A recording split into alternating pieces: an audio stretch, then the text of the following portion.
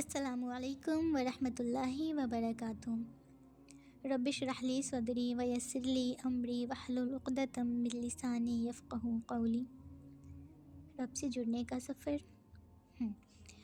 فاطمہ شہر کے اس علاقے میں پہلی مرتبہ آئی تھی۔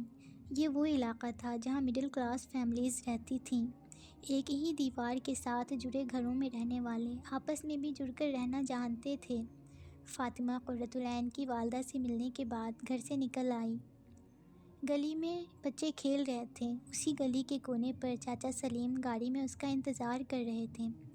فاطمہ اپنے خیالوں میں گم چلی جا رہی تھی کہ اچانک آس پاس کھیلنے والے بچوں نے اسے سلام کیا۔ وہ حیرت سے متوجہ ہوئی۔ بچے سلام کے بعد دوبارہ کھیل میں مصروف ہو گئے۔ اس نے جواب دیا تو ایک بچی بھاگتی ہوئی اس کے پاس آئی۔ آپی آپ باجی کی دوست ہیں؟ وہ ننھی سی بچی پرجوش انداز میں پوچھ رہی تھی۔ باجی کون؟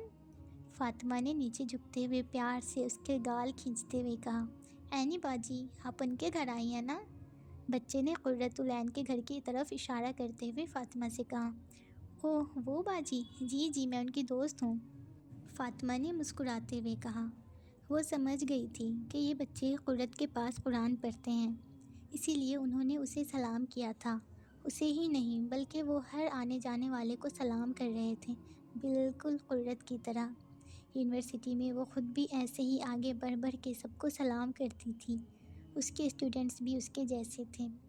بچی دوبارہ سے کھیل میں مصروف ہو چکی تھی۔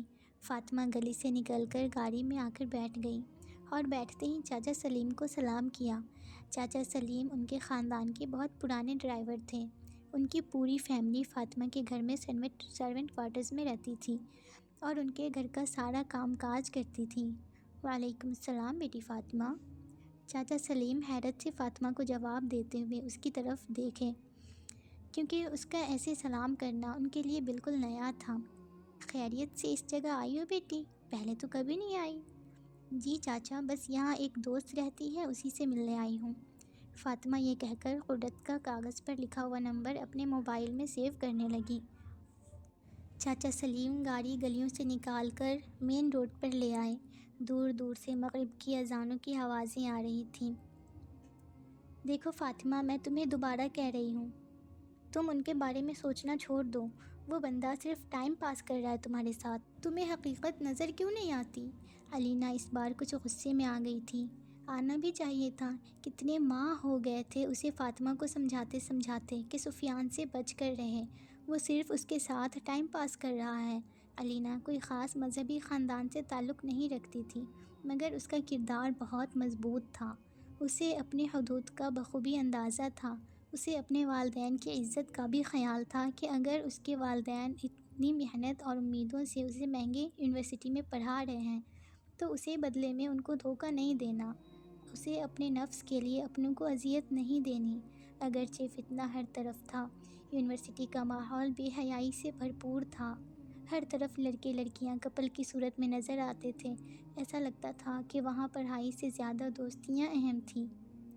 علینا فاطمہ سے 2 سال بڑی تھی۔ اس کی تربیت ایسی ہوئی تھی کہ وہ سمجھدار تھی۔ وہ مزید فاطمہ کو اذیت میں نہیں دیکھ پا رہی تھی۔ آج بھی یونیورسٹی کے لان میں بیٹھی وہ اسے سمجھا رہی تھی۔ میں کیا کروں علینا، میں خود بھی تھک چکی ہوں۔ مجھے ایسا لگتا ہے جیسے مجھے کسی چیز نے اندر سے جکڑ لیا ہو۔ اس اذیت نے مجھے بے چین کر کے رکھا ہوا ہے۔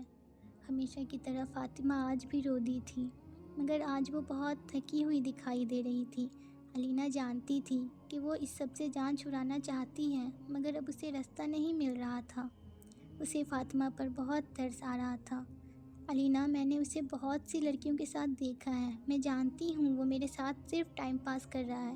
میں نے کوشش بھی کی ہے اسے خود سے دور رکھنے کی۔ میں نے اس کا نمبر، اس کے اکاؤنٹ سب کچھ بلاک کر رکھا ہے، مگر میں اس دل کا کیا کروں؟ اس کے ہاتھوں پھر مجبور ہو جاتی ہوں۔ بتاتے فاطمہ پھر چہرے پر دونوں ہاتھ رکھ کر رو دی تھی۔ اگرچہ اس کے والدین کی طرف سے اس پر ایسی کوئی پابندی نہ تھی، مگر وہ کہتے ہیں نا کہ جب ضمیر زندہ ہو تو انسان کو برائی پر چین سے نہیں بیٹھنے دیتا۔ اللہ تعالیٰ نے ہر انسان کے اندر اس کی اچھائی اور برائی الہام کر رکھی ہے۔ یہ بھی حقیقت ہے کہ انسان کا نفس برائی کی طرف مائل ہوتا ہے، لیکن اگر وہ اسے روک نہ لگائے، اس کے ارد گرد تقویٰ کی دیواریں کھڑی نہ کرے، تو وہ اس برائی کے جال میں پھنس جاتا ہے اور پھر اذیت اور بے چینی کے سوا کچھ بھی ہاتھ نہیں آتا۔ اس کا بھی یہی حال تھا۔ اس نے پہلے قدم پر ہی خود کو روک نہ لگائی تھی۔ وہ جانتی تھی کہ یہ تعلق جائز نہیں ہے، یہ وہ سراب ہے جو دور سے سہانا لگتا ہے مگر پاس جانے سے مایوسی اور اذیت کے سوا کچھ ہاتھ نہیں آتا۔ پھر بھی ہر روز سفیان سے چیٹنگ کرنا اور اس کو اپنی پکس بھیجنا اس کا معمول بن گیا تھا۔ سفیان کی طرف سے ملنے والے کامنٹس اور تعریفیں اس کے نفس کو مزید بڑھاوا دیتی تھیں۔ شب و روز اس کے ایسے ہی گزر رہے تھے۔ اس کا دماغ انہی خیالوں میں جکڑا رہتا تھا۔ وہ گناہوں کی گہری کھائی میں گرتی جا رہی تھی، ایسے جیسے اس کھائی کی گہرائی سے اسے کوئی اپنی طرف کھینچ رہا ہو، مگر اس کے اندر بیٹھا اس کا ضمیر اسے بار بار جھنجھوڑ رہا تھا کہ گہرائی میں صرف رسوائی ہے، اب بھی وقت ہے، گرنے سے پہلے خود کو چھڑا لو۔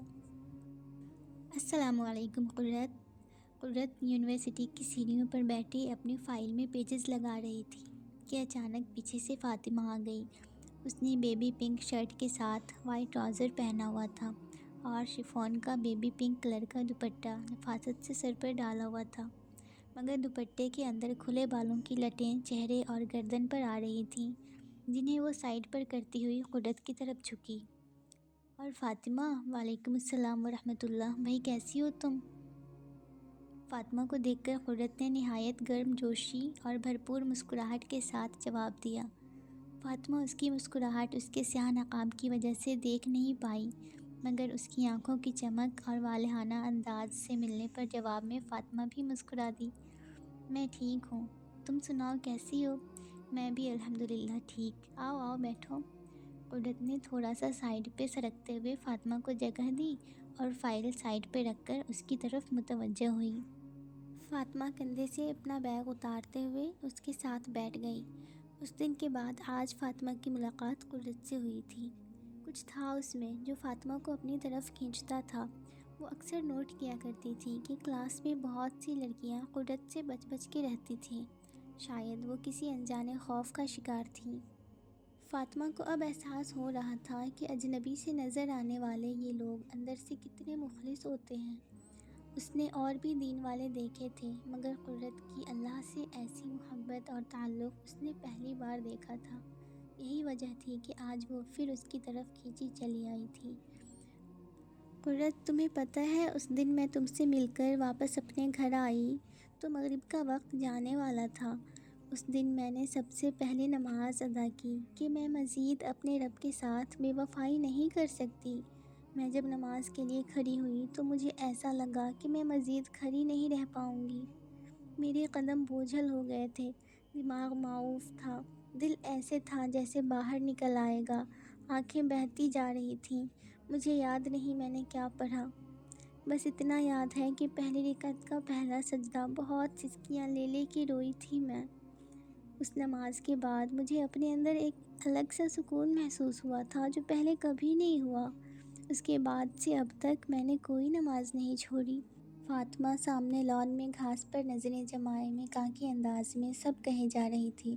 قرت حسب معمول مسکرا کر اس کی باتیں سن رہی تھی اور ساتھ ہی الحمدللہ کہے جا رہی تھی۔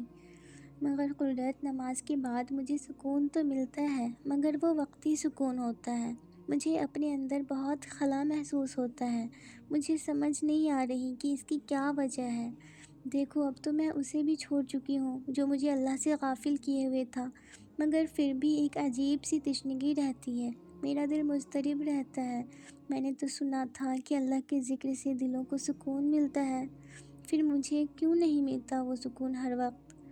وہ روحان سی ہو رہی تھی، ایسے جیسے اپنے آنسو اور اندر کی اذیت کو مزید دبا رہی ہو، مگر قرت کو سمجھ آ رہی تھی کہ اس کی بے سکونی کی وجہ کیا ہے۔ فاطمہ، پتہ ہے کیا ہم انسانوں کی زندگی کا انحصار روح اور جسم دونوں پر ہے۔ اگر یہ روح ہمارے جسم سے نکل جائے تو یہ جسم بیکار ہے، یعنی ہماری زندگی کا اہم ترین پارٹ ہماری روح ہے، جس کا ہم نے بہت خیال رکھنا ہے۔ مگر آج کی اس ظاہریت پرست دنیا میں ہم نے اپنی ظاہری جسم کو تو بہت توجہ دی ہے، مگر اپنے اندر نظر نہ آنے والی روح کو بالکل نظر انداز کر دیا ہے۔ یہی وجہ ہے کہ خوبصورت جسموں میں بے چین دل دھڑکتے ہیں۔ لوگوں کو لگتا ہے کہ وہ ظاہری کھیل کود اور ہنسی مذاق سے خود کو خوش رکھ سکتے ہیں، مگر یہ بالکل غلط ہے۔